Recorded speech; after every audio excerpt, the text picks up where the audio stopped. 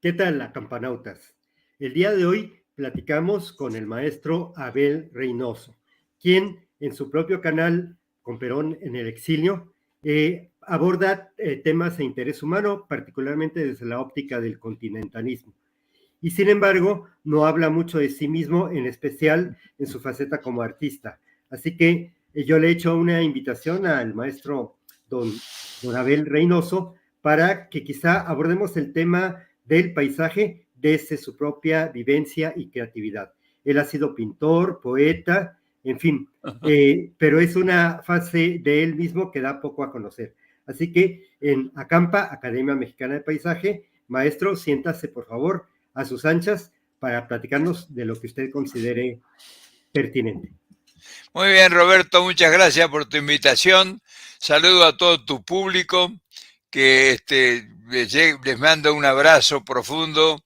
Y pues ya me he olvidado de pintar, pero bueno, a ver qué voy a hacer, aunque sea una mancha, como le llaman los paisajistas cuando hacen un boceto, un bosquejo con unas pinceladas. Y hablar de paisaje, pues hay varios paisajes en la vida. Están los paisajes mentales, los paisajes reales y los paisajes imaginarios. O sea, no es cualquiera y todo un mismo paisaje. Depende cada quien cómo lo mire, como dice, depende del color con que el cristal con que se mire. Pero vamos a hablar de los paisajes reales. La naturaleza es pródiga en belleza. La naturaleza tiene esos encantos maravillosos, como son las cosas sublimes del amor, de la esperanza, de los misterios, de lo que realmente no está al alcance de nuestra mano.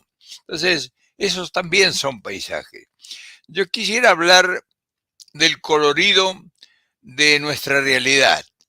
Y nuestra realidad tiene zonas muy marginales, zonas muy oscuras, como dicen en pintura, muy frías. Está la pintura fría y la pintura caliente. La pintura fría es de los colores básicos, profundos. La pintura fría es el negro, por ejemplo, que no se usa en el paisaje.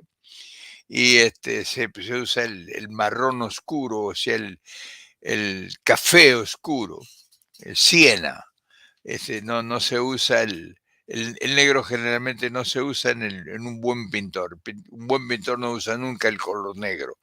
Así que bueno, esa es una forma de pintar paisaje. Pero el paisaje verdaderamente interesante es el paisaje que uno construye en la imaginación. Por ejemplo, un paisaje es el ensueño de una vida. Yo quiero pintar un paisaje con mi existencia. Entonces, eh, yo nazco sin recursos, o sea, nazco sin pinceles y nazco sin colores. Entonces, lo primero que tengo que hacer yo es que alguien tenga la fortuna de ser mi maestro o que yo tenga la fortuna de que alguien sea mi maestro para dotarme primero del conocimiento de los instrumentos, que serán la base de lo que yo vaya a pintar en la vida. Y claro, el conocimiento se adquiere ya con una mecánica, se aprende con aprendizaje, se aprende con sabiduría, se aprende con ejemplos, se aprende con estudio. O sea, uno va superándose en la medida que uno va evolucionando, va adquiriendo conocimiento. O sea, va aprendiendo a empezar a conocer los colores primero y a conocer las herramientas, o sea, qué tipo de pincel necesita para pintar lo que va a pintar. La vida es lo mismo. La vida es un paisaje, cuando uno nace es como que le entregan una tela en blanco y ahí tiene uno que aprender a hacer sus primeros pininos y sus palitos y sus cosas, y como el niño, generalmente los niños son muy atrevidos y hacen un montón lo pone frente a un montón de pinturas y hacen unas cosas increíbles. Yo tengo la experiencia de mis hijas y de mis hijos, de mi hijo, que cuando era niño yo le ponía los colores y agarraron y entonces yo decía, le decía a mis amigos que había conseguido la pintura de un pintor ruso que me lo había mandado especialmente. Es decir, nosotros tomamos el conocimiento primero de que la vida está en blanco y que hay que pintarla y soñarlo soñarlo, imaginarlo, es el grado de evolución que uno va adquiriendo. Y en la medida que va aprendiendo a convivir, más que a vivir, porque el conocimiento es convivencia. O sea, uno aprende cosas para compartir con los demás, entonces es una asociación implícita. Y ahí entonces empieza a pintar. Y claro, los primeros son unos mamarrachos. Los primeros que son la infancia y la niñez y la juventud, pues son unos mamarrachos. Generalmente muy poca gente guarda los primeros mamarrachos, trata de olvidarlos. Esas son las primeras pinturas. Hasta que ya adquiere la disciplina de saber que para que realmente el paisaje sea bueno, necesita un maestro o una maestra. Y entonces ya es cuando concurre para aplicar el método. Y ahí viene Descartes, el discurso del método. Y entonces el método pues es el conocimiento. Y el conocimiento se aprende que es la cultura, la educación. Primero la educación y después la cultura. Y uno necesita una cultura básica, por lo menos para entender al prójimo. O sea, uno puede implícitamente, sin preparación, sí convivir, pero se pasa la vida generalmente sin llegar a las profundidades del color, de los paisajes. Entonces, todo eso, si nosotros comparamos la vida, es un gran paisaje. Y la educación hace que vayamos adquiriendo el dominio de la paleta y el dominio y la destreza de desplazar desde la crudeza del color para darle contenido. O sea, vamos a pintar un pájaro, o sea, vamos a pintar un ser con vida, pero la tenemos que arrancar de la paleta y de la maestría del pincel que es guiado por una mano. Ese es el camino del conocimiento.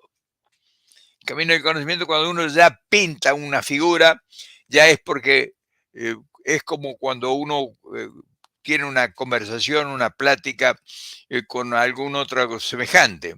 Depende de la capacidad que tenga de manejar los colores y la paleta y los pinceles.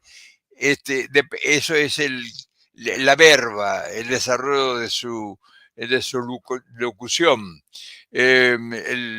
El conocimiento de manejar la palabra y aplicarla con la exactitud que el tema que uno está tocando, pues la puede pintar. O sea, yo puedo pintar, te puedo decir, yo soy un aprendiz de político que está luchando para entender los problemas políticos y sociales de mi sociedad, de mi pueblo. O sea, yo estoy haciendo un ensayo de un paisaje, estoy haciendo un boceto. Soy un político en ciernes, es un boceto. Y entonces después ya presenta sus primeros proyectos, sus primeros bocetos, y ahí el político, por ejemplo, que está pintando el paisaje de su futuro, dependerá de cómo maneje el color y cómo maneje las herramientas para que el semejante, que es el que le va a comprar el cuadro, o sea, es el político que te va a votar, es el político que te va a entregar a cambio de tu color o de tu paisaje el precio que tú le impones, se acrecienta el valor de tu obra en la medida de que tú seas un pintor de una propuesta y que tenga la posibilidad de que tu propuesta sea atractiva, o sea, que la pueda él comprar como si comprara un cuadro y colgarlo en la pared de su casa o en el living o donde viva. Entonces, se da cuenta que el paisaje no solamente es el paisaje que vemos en una galería o el paisaje que contemplamos en la naturaleza, también el paisaje es parte de la vida. Uno puede pintar un paisaje al realizar un proyecto. Por ejemplo, vamos a tomar un personaje triunfador en estos momentos, López Obrador. López Obrador es un pintor de paisajes. López Obrador ha hecho sus primeros aprendizajes de niño en Tabasco y en sus escuelas primarias, en la adolescencia y demás, y fue aprendiendo a manejar su paleta, sus herramientas, sus pinceles y sus colores.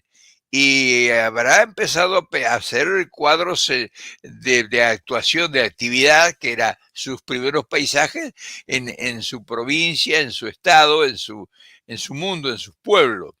Y en la medida que parece que gustaban sus paisajes, porque cada vez tuvo más compradores, entonces le obligó al hombre a perfeccionarse, y fue cuando vino a México y estudió hasta en la universidad. Entonces ya fue enamorado de su profesión, creciendo su inteligencia y aprendiendo a pintar cada vez mejores paisajes. Pero además de pintar paisajes, tenía en su imaginación la creatividad de una obra sensacional, que eso me imagino que serían bocetos que tenía ocultos en sus maletas de viajero, porque él habla de ser un viajero, y guardaba, me imagino que en esos largos viajes en tren que hacía a Tabasco desde la Ciudad de México, pues hacía muchos bocetos, o sea, iba generando muchas ideas con lo que iba viendo en el camino, con la gente que iba conversando, o sea, con el material que le ofrecía el lugar donde transitaba, recogía el paisaje y quedaba en su creativación y decía, acá hace falta. Aquí hace falta poner en ese lugar un árbol, o hace falta poner una casa, o hace falta poner una carretera o un camino, porque materiales hay, porque la necesidad existe y porque la gente realmente lo va a valorizar. Y ahí fue como fue creando sus propios paisajes en la imaginación, hasta poner un gran taller en la Ciudad de México, de allá donde, como los grandes maestros de la antigüedad, tenía una cantidad de alumnos que son la gente que ahora actualmente lo acompañan en sus proyectos, ese gran equipo de profesionales que tiene, que son un lujo por la obra que realizan. Él les da una orden, aunque algunos tardan en que las órdenes se cumplan, pero bueno, eso a él habla que lo pinta también en un paisaje. Él en el paisaje le mete una animación de la realidad, el elefante reumático está en el paisaje, o sea, está el paisaje que es todo lo que él soñó, pero él también vio que ese sueño estaba empañado por una realidad y era un elefante que estaba reumático y que había que ponerlo de pie. O sea, fíjese, todo lo que manejó López Obrador a través de su carrera política ha sido en imágenes.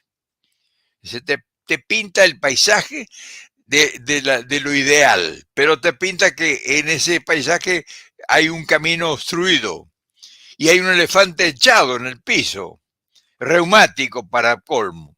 Entonces, el que lo escucha está comprando el paisaje que le dice, bueno, tenemos que levantar el elefante, porque el panorama, y en la medida que que fue levantando el elefante, fue despejando el camino. O sea, nosotros estamos viendo que es un gran maestro de la pintura, comparado con Miguel Ángel, con el Giotto,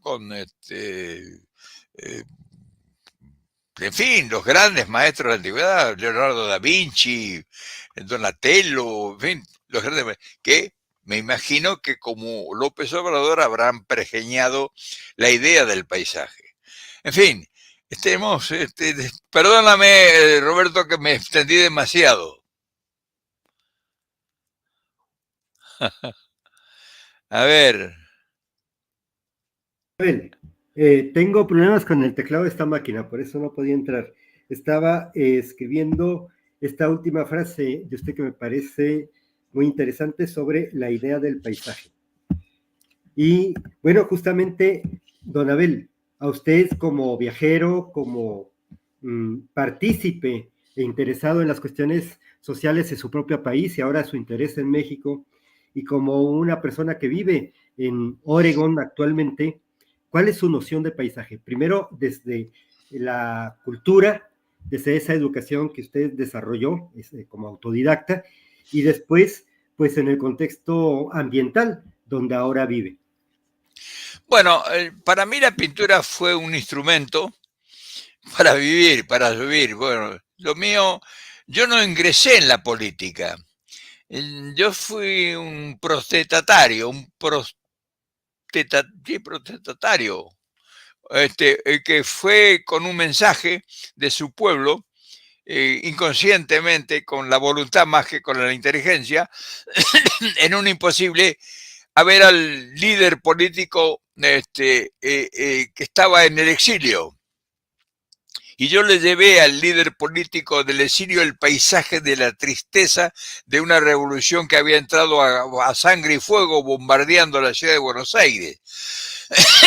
Y me trasladé con grandes sacrificios, o sea, con grandes dificultades para conformar y construir un cuadro, o sea, un lugar donde pintar el paisaje que yo llevaba en mi imaginación. Y viajé de Argentina sin recursos, o sea, viajé sin pintura y sin pinceles. Y llegué a Panamá, donde estaba Perón exilado, y el hombre no esperaba comprar ningún cuadro porque estaba en su turbación del exilio en soledad. O sea, lo que menos pensaba era comprar un cuadro. Vería cómo vivía sin dinero, había sido arrojado del poder, casi fusilado, había andado 2 o 3 semanas peregrinando por el continente, donde no lo aceptaban en ningún país. Y cuando se estabiliza un poco en Panamá, llego yo para pintarle un paisaje de la realidad argentina. Él no tenía conexión. O sea, sus cuartos estaban, su cuarto, su habitación, su lugar de destino transitorio, no había cuadros en sus paredes, o sea, no había paisajes.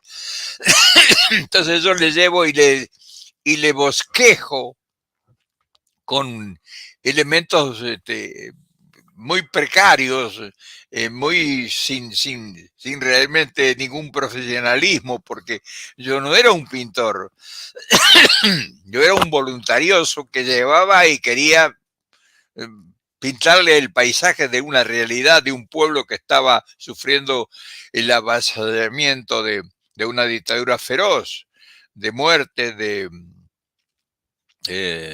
despojo, de cárcel, de dolor. Y entonces, al llegar yo a Panamá en soledad, pues trato de hacerle un bosquejo. Y me compra ese bosquejo, pero me dijo, sí, yo le compro el cuadro. Es más, quiero que siga pintando. ¿Cómo? Sí, no, pero si yo me vengo para ir otra vez de regreso para allá, porque yo quería contarle a usted la historia nada más, o sea, quería hacerle este boceto y nada más y volverme. No, le dijo, a usted lo necesito acá, yo no tengo ningún pintor que me hable del paisaje de lo que yo pienso hacer. Y me contó cómo soñaba su paisaje y me contó sus esperanzas y su proyecto que él llamó la resistencia.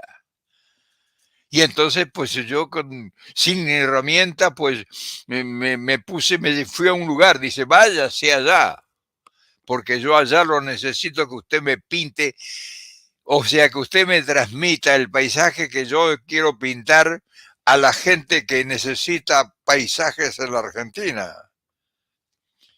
Y Perón me mandó a otro amigo y a mí, que ya estaba en Caracas, Venezuela, toda la información del cuadro que él quería pintar para el retorno. Y eso se llamó, ese cuadro, ese precuadro que nosotros hacía las apuradas y como improvisados, demandamos lo que recibíamos de sus ideas a millares de gente que estaba ansiosa, como los pájaros, como los pichones de pajaritos en sus nidos cuando llega en vuelo la madre con comida, y abrevando los colores del paisaje, y se mancharon muchos de pintura porque no había secado la pintura, y claro, cometieron muchos errores y ensuciaron muchas cosas que pudieron hacer sublimes. Entonces, para mí el paisaje ha sido una constante. Y yo te cuento de cada etapa de mi vida trasladada a la tela, trasladada a la imaginación, trasladada a la figura. Don Abel, de hecho, durante su estancia en México, que fueron varios años, entiendo que usted desarrolló en el aspecto cultural justamente estas ideas que nos está planteando. Por ejemplo, empezó haciendo actividades de pintura, también sé que colaboró como letrista con algunos compositores a quienes conoció en la Ciudad de México. Sí, bueno, México fue para mí el reposo del guerrero improvisado. Yo en México me terminé de ser hombre. Yo era un muchacho con muchas inquietudes, con una escasa cultura, muy escasa, primaria, diríamos elemental, porque yo no había pisado, ni siquiera tenía secundaria, o sea, no, ni siquiera había hecho la segunda etapa de la educación primaria, mucho menos la universidad, o sea que yo llegué a México muy crudo, o sea, llegué con un lienzo todo manchado, llegué sin pinceles prácticamente. Y entonces ahí en México, pues yo aprendí a vivir, yo aprendí a convivir. Me cubrió México con ese manto sublime del color del amor al semejante, el abrazo, el sentirme compañero, el sentirme acompañado, el dejar de estar solo, el saber que tenía una razón de vida y que yo podía ir progresar. Y claro, ese encanto que me brindó México al abrirme en sus brazos las posibilidades, pues me hizo que yo tenía que convivir ahí. Y claro, convivir ahí, pues se recorría todos los factores que yo tenía. Tanto era crear un cuadro, pintar un paisaje, hacerle un retrato a una dama o a un niño, o si no, escribir una nota en un periódico, en una revista, escribir letras para canciones. No sé, me multipliqué en todo la diversidad que podía utilizar los colores y los pinceles de la imaginación para poder crear y sobrevivir y subsistir. Y ahí me pasé aprendiendo en México 12 años donde fueron muy duros, porque fueron años de adversidades, en la gran pobreza que vive aquel que es incapaz de tener cosas mejores porque no tiene conocimiento. O sea, yo no era profesional de nada. Y entonces insertarme en una sociedad dinámica pues será difícil y una sociedad en mutación. Cuando yo aprendí algo ya había que cambiar. Entonces, todas esas cosas que yo aprendí en México fueron lo que consolidaron mi manera de ser. Yo tuve grandes amigos por la curiosidad que yo despertaba por mi arrojo, por mi desenfado, a veces por mi inconsciencia. Y entonces eso me valió muchos golpes muy violentos y a veces tuve que detener mi marcha. Y ahí me acompañaron el entusiasmo, el amor, los fracasos, la familia lejana que yo tenía que buscar de alguna forma cómo poder eh, mandarles, aunque sea algo, a mis padres ya ancianos de la Argentina en soledad. Yo yo había perdido mi familia, se había destruido mi matrimonio, mi familia, producto de ese matrimonio que yo tenía en la Argentina cuando vivía en paz primero, lo tenían mis padres en su casa, y entonces era una cosa constante allá en la lejanía. O sea, tenía un montón de demandas silenciosas, pero tenía que hacerlo. Entonces, tenía que resolver mi problema local en México con vivir, por eso conocí todo México, buscando cómo hacer, y ya llegaba a un lugar, hacía una promoción de pintura, ahí ya pintaba yo, como podía, y como era mediocre como pintor, no fui una figura, yo fui un pintor muy mediocre, de muchas escasas capacidades, porque no aprendí pintura en ninguna parte. Sí, después fui al colegio San Carlos, a ver muralismo, porque me interesaba el muralismo, y entonces sí estuve ahí en el colegio San Carlos, pero con mucha elementariedad conviví en los primeros tiempos en México. Maestro, me llama la atención esta vivencia suya a lo largo de varios países y de varios momentos históricos. Se me ocurre que sería interesante que nos compartiera su experiencia sobre los paisajes vivenciados en los países donde usted ha radicado o ha estado de paso.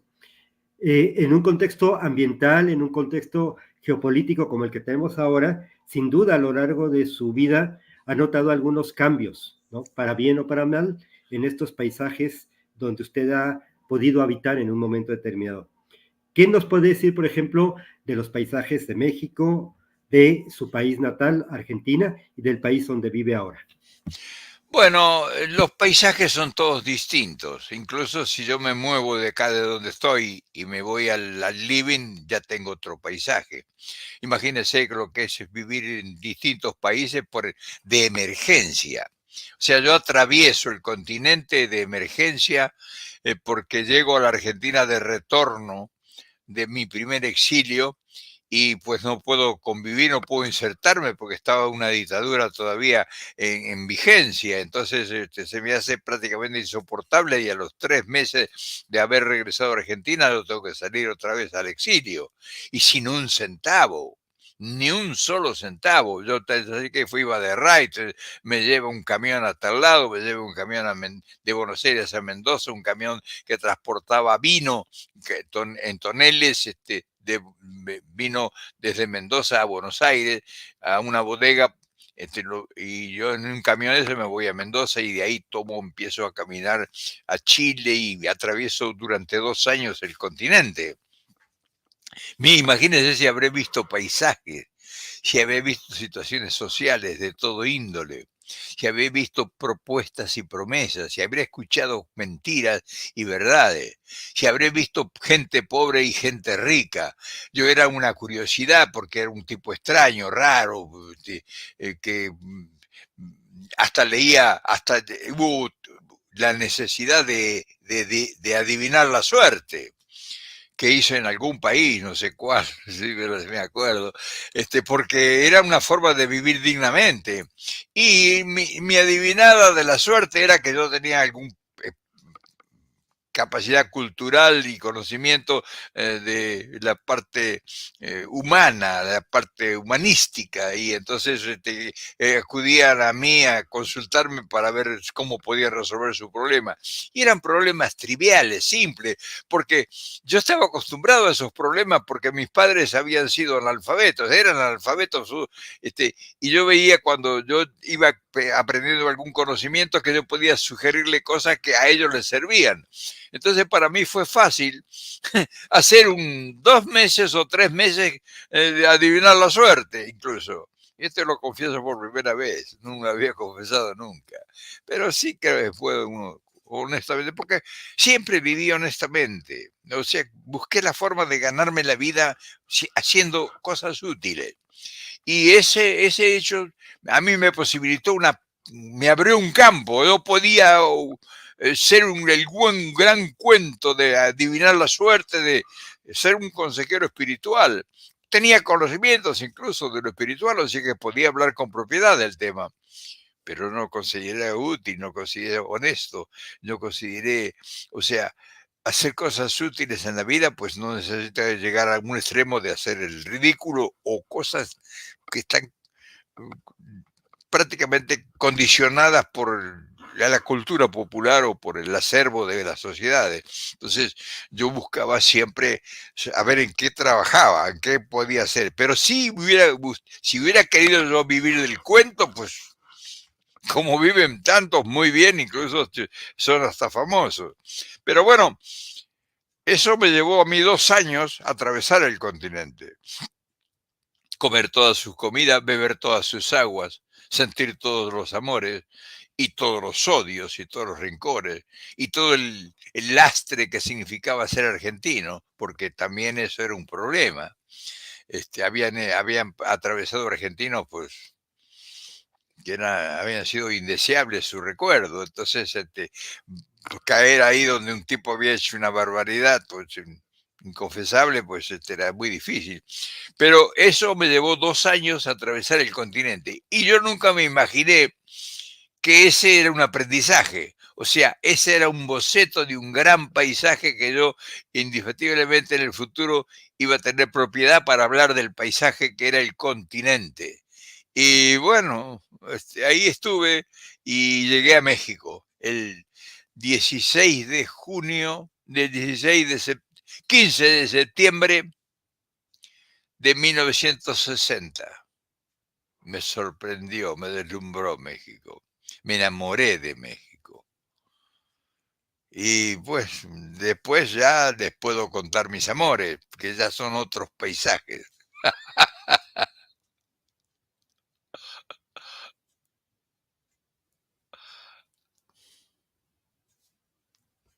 No le oigo, no se oye. Podemos adentrarnos en diversas facetas, ¿no? Desde su vivencia y de esta noción tan versátil que es el paisaje, ¿sí? Particularmente a mí me interesaría preguntarle en términos de aportaciones culturales a la cultura mexicana, desde su contacto con intelectuales y artistas en México, ¿qué imágenes podemos rescatar quizá de la obra en la que usted participó? Bueno, yo conocí gente variada, conocí gente de la cultura, conocí gente del arte, conocí gente de intelectuales, muchos artistas, de varieté, muchos cantantes, muchas cantantes, hasta conviví con algún tiempo en un matrimonio legal con una figura famosa de México, viví en el ambiente artístico, conocí a todas las grandes figuras, fueron mis amigos, me ayudaron incluso muchas veces, o sea, eh, todo fue una cosa humana la mía y con el respeto porque yo consideraba a México como mi segunda patria, o sea, yo lo sentía porque me sentía cómodo ahí.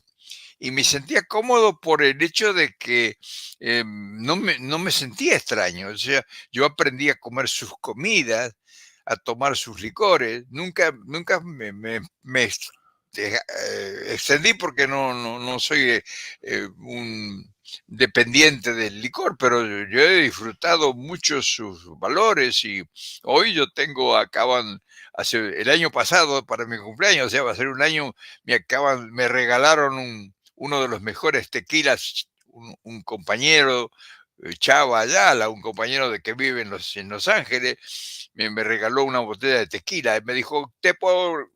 Digo, no, yo quiero tequila y me mandó uno de los mejores tequilas de México, Don Pedro Especial, una botella que vale $200.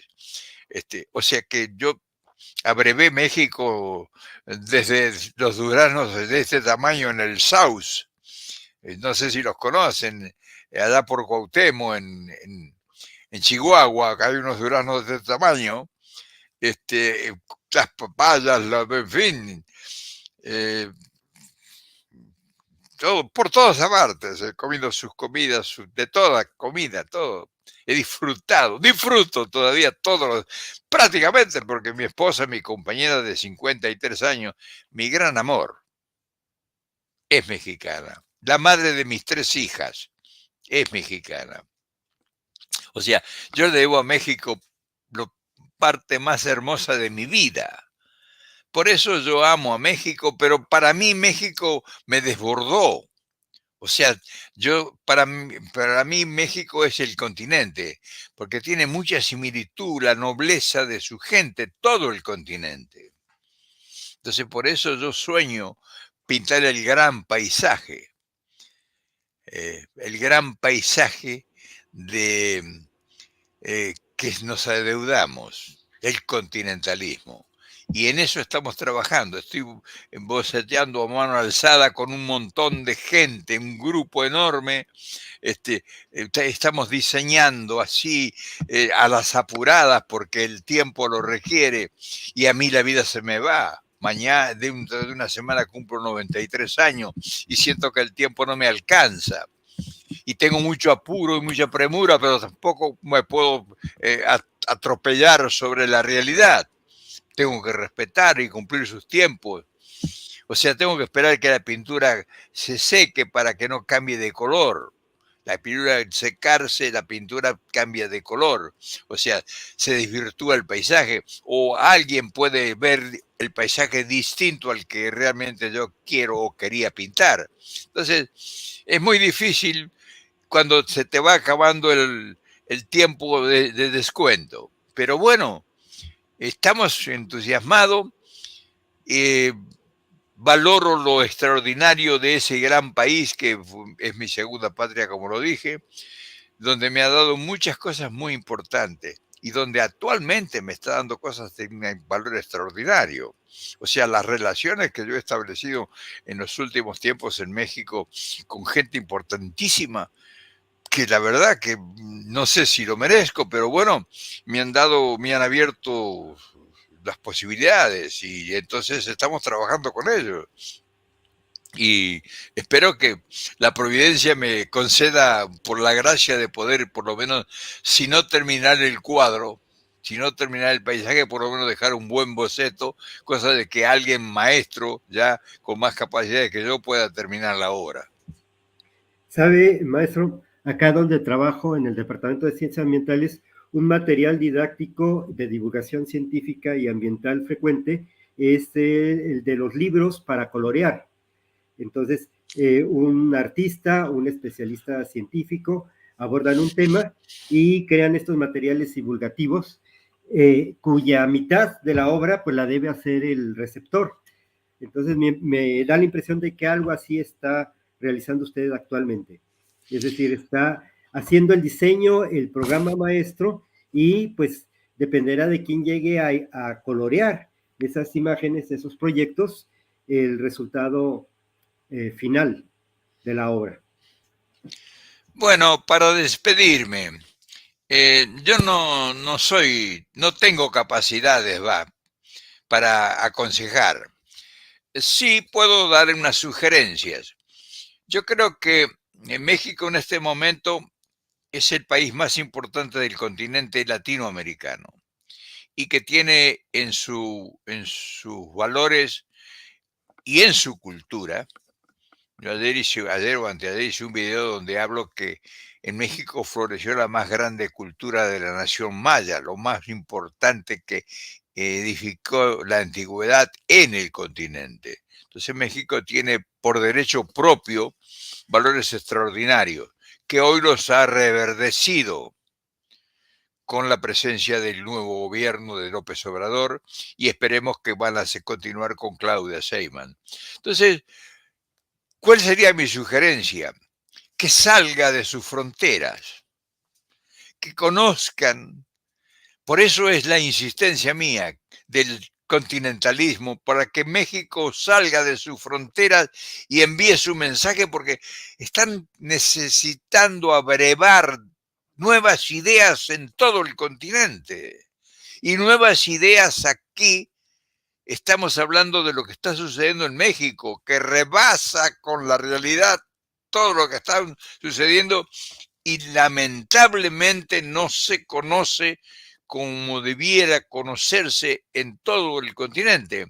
Entonces, por eso la insistencia tenaz de que México debe organizar al periodismo independiente, no para enfrentar en una lucha estéril, sino para divulgar y hacer conocer lo que está sucediendo y la posibilidad que tiene México de ser, por lo menos, si no el que va a conducir los destinos del continente, un lugar donde puedan abrevarse las soluciones posibles de enfrentar el destino del futuro con una asociación con el capital y el trabajo, una asociación idealista con el imperialismo financiero mundial, dueño de la ciencia y la tecnología, y también el poder de destrucción masiva más importante del mundo. México ha logrado el milagro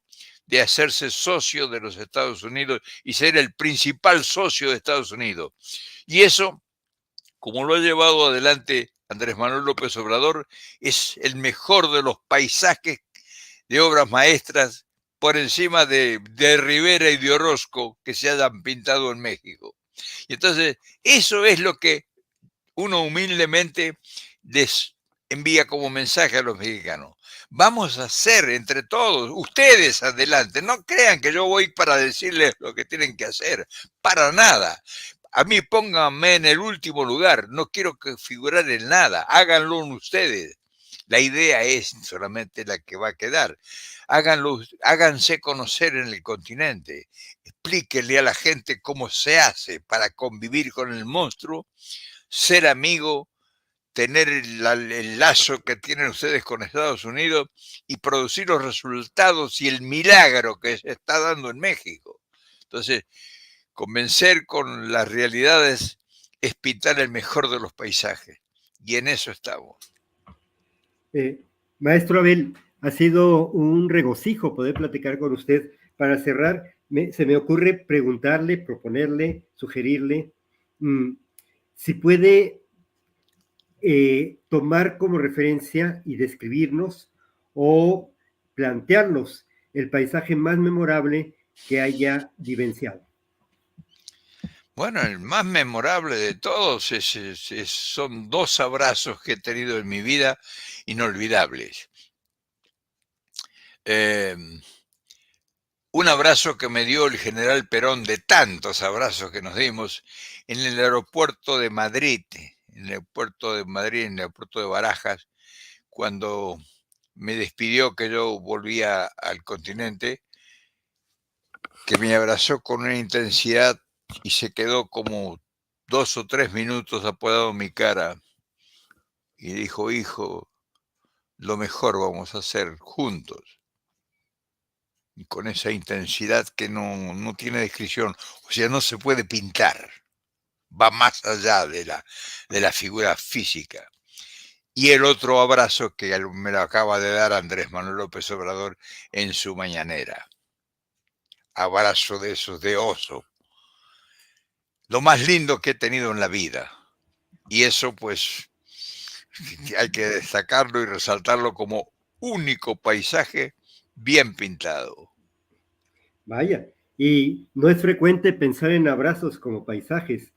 Es muy frecuente, especialmente en la poesía, en la música, pensar en el cuerpo, especialmente en la silueta de una mujer como paisaje. Pero estos abrazos fraternos, estos abrazos referentes en la vida de mentores, de figuras admiradas, creo que es la primera vez que yo escucho que pueden asumirse como paisajes.